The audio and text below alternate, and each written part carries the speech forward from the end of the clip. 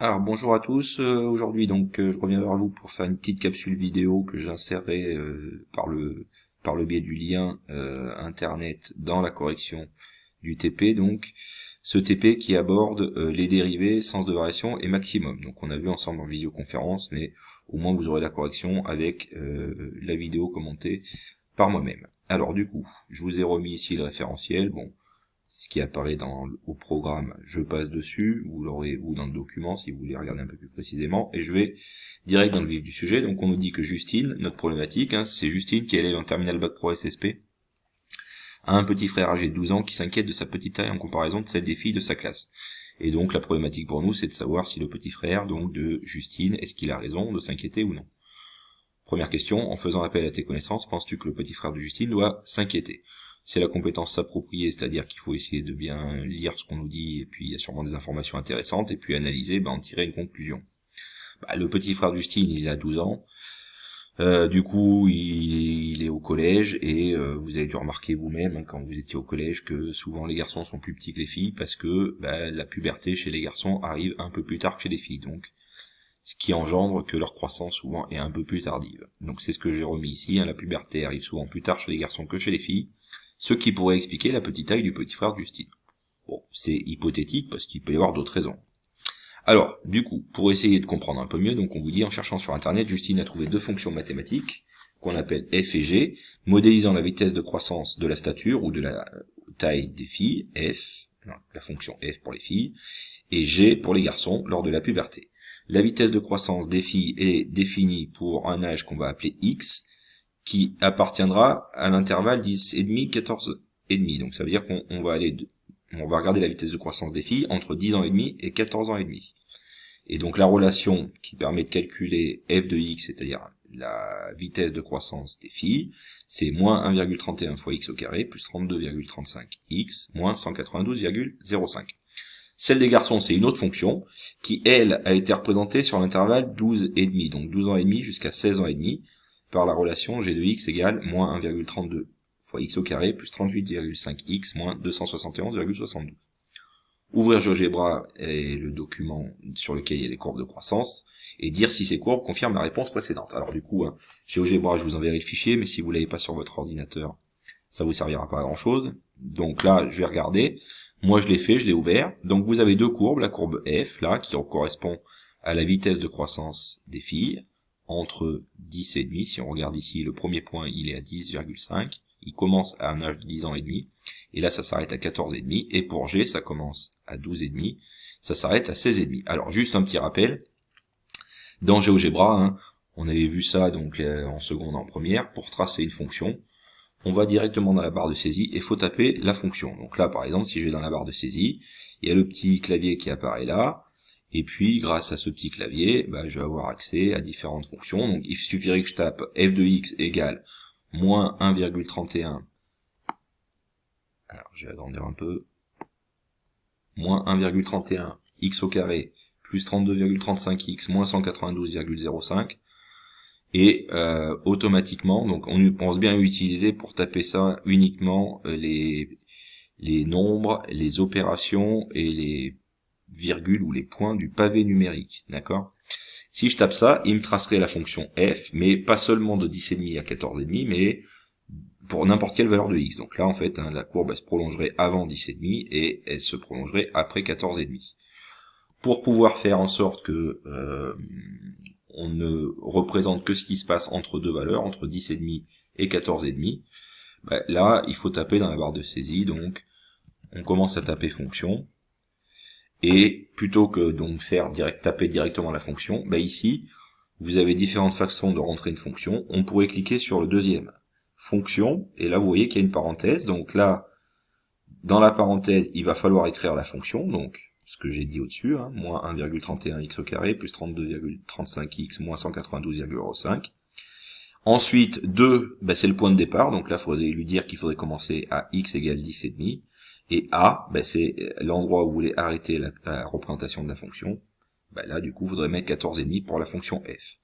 Et puis, il faudrait faire la même chose entre 12,5 et 16,5 pour la fonction g. Bon, là je les ai déjà tracés, c'est pas l'objet de notre TP. Alors, si on regarde les deux courbes, donc on vous demandait de dire si elles permettaient de confirmer ce qu'on a pu mettre en hypothèse. Ben là, si on regarde bien, en fait, on voit que les filles, elles ont leur croissance qui augmente, qui augmente, qui augmente, qui augmente, et elle devient maximale ici, c'est-à-dire, bon, on voit que le pic, il est un peu après 12, peut-être à peu près vers 12,5. D'accord ? Alors que les garçons, on voit que eux, quand elles sont au maximum, ben eux, ils n'ont pas encore, pratiquement pas encore commencé à avoir une vitesse de croissance, importante. Donc là, on voit que ça monte, ça monte, ça monte, mais eux, la vitesse de croissance maximale, elle est aux alentours des 14,5, 15. Donc ça semble confirmer ce qu'on a dit en hypothèse, c'est que, a priori, les filles ont une puberté plus précoce, et ce qui pourrait expliquer le fait que les filles de la classe du petit frère Justine soient plus grandes. Alors, grâce à l'icône point ici, puis ensuite intersection, vous demandez de placer le point d'intersection entre l'axe des abscisses et la droite représentant la fonction f'. Alors, sachant que la fonction f', c'est ce qu'on vous demandait de faire dans la barre de saisie dans la question A. F', c'est la dérivée de la fonction f. Alors, pour la trouver, on verra qu'on peut la calculer, mais dans GeoGebra, il suffit juste de taper dérivée. Donc il vous propose différentes façons de trouver une dérivée. Moi, je vais prendre dérivée d'une fonction, donc je clique là, et là, automatiquement, en bleu se surligne la fonction qui est au centre. Et donc là, il suffit de lui dire quelle est la fonction dont je veux la dériver. Donc je vais juste taper f. Moi, je voudrais la dérivée de la fonction f. Je fais entrer. Et hop là, il trace, vous voyez qu'il m'a tracé ici une droite qu'il a appelée, enfin la courbe représentative donc d'une fonction qu'il a appelée f'. Ben, f', c'est la dérivée de la fonction f. Ça se notera toujours comme ça. Quand on a une fonction f, la dérivée, ça sera f', donc avec une petite apostrophe. Et on verra un peu plus tard qu'en plus de la tracer, il nous la calcule. Ça pourrait être utile parfois quand on est un peu bloqué pour calculer une dérivée. Alors, donc, on voulait le point d'intersection entre cette dérivée-là et l'axe des abscisses. Donc, je vous rappelle, pour mettre un point d'intersection, on clique sur l'icône point, je clique sur intersection, et je vais cliquer donc sur la dérivée, et puis sur l'axe des abscisses, parce que je veux qu'il mette l'intersection entre les deux. Vous voyez qu'il y a un point A qui apparaît, il l'a placé, et en plus, il m'a donné ses coordonnées. Donc, le point A, il est à une abscisse de 12,35, ici, et à une ordonnée de 0. Pourquoi ? Parce que il est au niveau 0 sur l'axe des ordonnées. Si je réduis un peu là, l'axe des ordonnées. Voilà, donc il est bien au niveau du 0. Et on voit que ce point A, il n'est pas placé là par hasard, parce qu'on voit que c'est aussi l'endroit, pile poil l'endroit où en fait, la dérivée, la fonction f qui lui est associée, en fait, elle monte, elle monte, elle monte, et pile poil, quand on arrive à x égale 12,35, eh ben, elle commence à descendre. Et on va voir que ça a un lien aussi avec la fonction dérivée, parce que la fonction dérivée, tant que la fonction f est croissante, on voit que la fonction f', elle est au-dessus de l'axe des abscisses, donc elle est positive. Quand on arrive ici, à partir du moment où la fonction f va devenir décroissante, ben c'est le moment où la dérivée, elle est passée en dessous de l'axe des abscisses, ça veut dire qu'elle, cette fois-ci, elle devient négative. Alors là, j'ai un peu anticipé sur les questions d'après, parce que du coup, le point A ici, donc point d'intersection, j'ai mis ses coordonnées, et dans la question d'après, on voulait, grâce aux informations collectées, compléter le tableau de variation de la fonction f ci-dessous. La fonction f, donc du coup, grâce à ce que je viens de faire dans GeoGebra, je sais que au niveau de l'âge, ici, au niveau du signe de la dérivée. La dérivée, on a vu qu'elle est positive ici, tant qu'elle est au-dessus de l'axe des abscisses, donc elle est positive à partir de là de 10,5, jusqu'au point A, c'est-à-dire jusqu'à 12,35, et à partir de 12,35, elle passe en dessous de l'axe des abscisses, elle devient négative. Donc là, c'est pour cette raison que j'ai mis la valeur de x particulière 12,35 ici, parce que quand x est égal à 12,35, la dérivée, elle est égale à 0, c'est l'endroit où elle coupe l'axe des abscisses. Quand on est avant, elle est au-dessus de l'axe des abscisses, donc elle est positive. Quand on est après, elle est en dessous, donc elle est négative. Ça correspond, en fait, on voit que quand la dérivée, elle est positive, c'est le moment où la fonction f, qui correspond à la vitesse de croissance des filles, elle est croissante. C'est pour ça que j'ai fait une flèche ici dans ce tableau de variation, qui monte, pour dire que la fonction f, elle est croissante, quand sa dérivée f' est positive, puis ensuite elle est décroissante quand sa dérivée f' est négative. Et vous voyez qu'au bout des flèches ici, bah, aux extrémités, il faut mettre la valeur de la fonction f. Alors comment est-ce qu'on fait? Bah, la fonction f, ici, la fonction f, donc, je connais son expression, qui donc est, alors, voilà, donc, moins 1,31x au carré, plus 32,35x, moins 192,05. Et ben, je voudrais connaître quelle est la valeur de cette fonction au début de la courbe, c'est-à-dire quand x est égal à 10,5, ben, il suffit de remplacer x par 10,5 là-dedans, et de faire le calcul. Donc, si je prends la calculatrice, ben là, par exemple, hein, je taperai donc, moins 1,31 fois 10,5 au carré. Ensuite, plus 32,35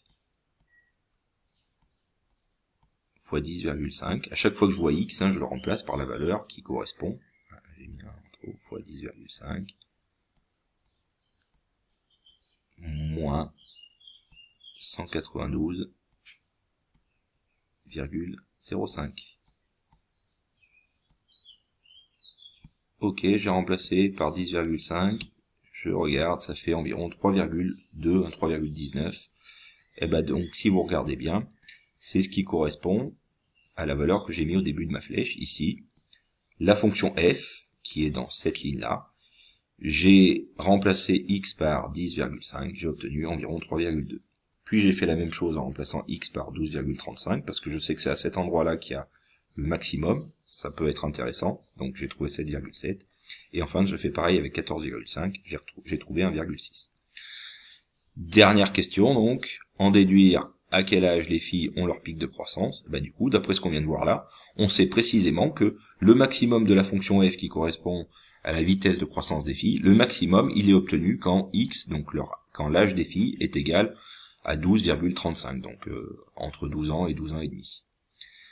Voilà pour cette première partie. Je vais être obligé de couper la vidéo parce que, alors je vais faire quand même le bilan, mais je vais être obligé de couper la vidéo parce que j'ai droit qu'à 15 minutes sur une seule fois.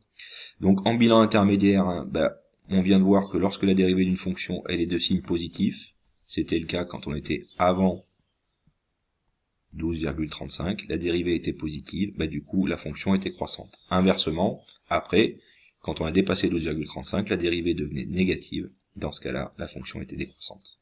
Ça, c'est ce que je vous ai mis dans le bilan intermédiaire sur cette feuille. J'arrête la vidéo ici et je vais en faire une deuxième pour expliquer comment est-ce qu'on va faire avec les garçons pour déterminer exactement la même chose, c'est-à-dire on voudrait savoir précisément quand est-ce que leur pic de croissance est atteint, sauf que cette fois-ci on va pas le faire avec GeoGebra, on va essayer de le faire à la main. Voilà, donc je vous retrouve sur l'autre vidéo.